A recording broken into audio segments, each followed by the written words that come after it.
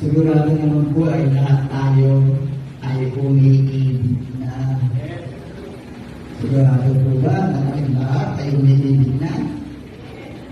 Umiibig na sa aming Panginoon Diyos. Amen.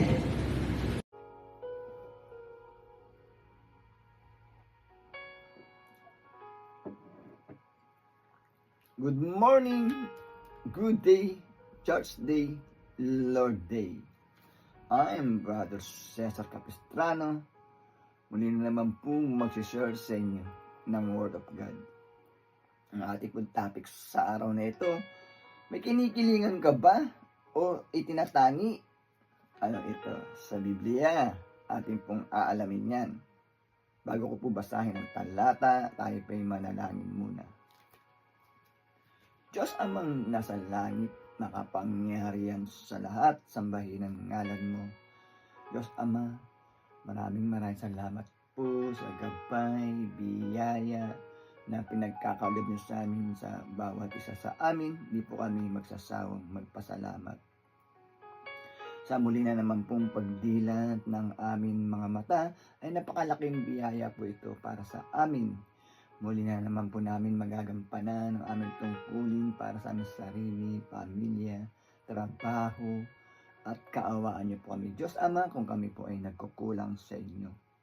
Papasukin niyo po sa amin ang iyong presensya upang sa ganun po ay lubos namin maunawaan, maintindihan ang iyong salita na buhay at makapangyarihan. Sa pangalan ng Panginoong Yesus. Amen.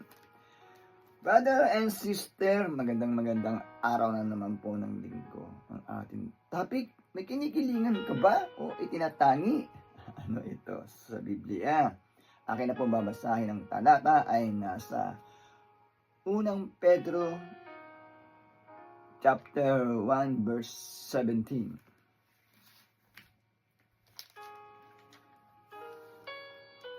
Verse 17. Walang itinatangi ang Diyos. Pinahahalagahan niya ang bawat isa ayon sa mga ginawa nito.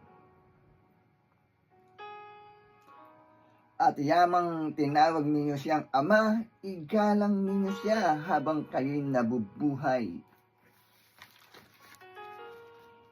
Amen. Brother and sister, napakaganda po ng ating nabasa mula sa Biblia. Sa nilalaman po ng talata, pinagtitibay, walang kinikilingan po o tinatangi ang naglikha sa atin. Walang iba kundi ang ating Diyos Amang nasa langit. Wala po siyang kinikilingan, brother and sister. Kaya ang tangi lang po natin daw gagawin ay igalang siya. Paano po ba natin siya igagalang? Tayo po ay sumunod sa kanyang mga kautusan, brother and sister. Sapagkat siya ang naglikha sa atin, siya ang naglikha ng mundo. Ayaw niya tayong mapahamak. Kaya pinagtitibay po sa ating nabasa mula sa Biblia na igalang siya. Sumunod sa kanyang mga kautusan. Sapagkat lahat naman po ng kanyang kautusan ay ating pong ikabubuti, brother and sister. Upang sa ganun po, tayo ay mga ligtas. Ganyan po tayo kamahal ng ating Diyos Amang nasa langit. Pinagkaloob pa po niya ang kanyang kaisa-isang anak, ang ating Panginoong Jesucristo.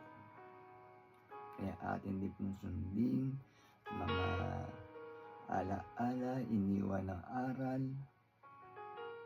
ng ating Panginoong Jesucristo. Sa ganun po ay tayo ay hindi mapahamak, maging maganda ang takbo ng buhay natin dito sa sanlibutan. Ang pinakamahalaga ay makasama po tayo sa kaharian ng ating Diyos Amang nasa langit. Igalang po natin ang naglikha sa atin, brother, sister. Walang iba kundi ang ating Diyos Ama nasa langit. Napakaganda po ng ating nabasa mula sa Biblia. Kaya po sana ay huwag tayong manawa makinig every Sunday na aking pong ibinabahagi ng salita ng Diyos na buhay at makapangyarihan upang sa ganun po ay magkaroon tayo ng kaalaman, gabay at kontrol dito sa sanlibutan. Magtatapos na po yung ating topic, tayo po ay manalangin muli. Diyos amang nasa langit, makapangyarihan sa lahat, sambahin ang ngalan mo. Maraming salamat po. Nakapagpakinig na naman po kami ng iyong salita na buhay at makapangyarihan na nagbibigay lakas po sa aming katawan at spiritual. Maraming salamat po. Sa pangalan ng Panginoong Hesus. Amen. Brother and sister, lagi po tayong magdadasal. Lagi din po tayong mag-iingat. God bless to all.